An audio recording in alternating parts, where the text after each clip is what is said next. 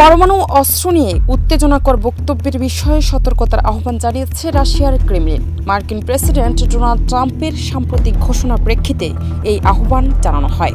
এক বক্তব্যে ট্রাম্প জানান, তিনি দুটি মার্কিন পারমাণবিক সাবমেরিনকে উপযুক্ত অঞ্চলে মোতায়েনের নির্দেশ দিয়েছেন।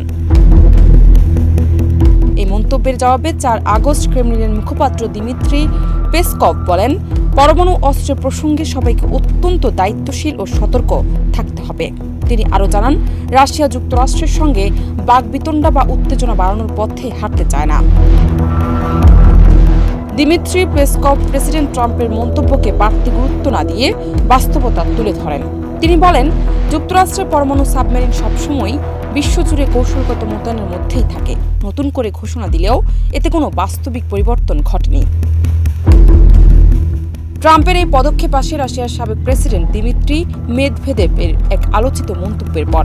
মেদভেদেভ বলেন, রাশিয়া ও যুক্তরাষ্ট্রের মধ্যে পরমাণু যুদ্ধের সম্ভাবনা তৈরি হতে পারে।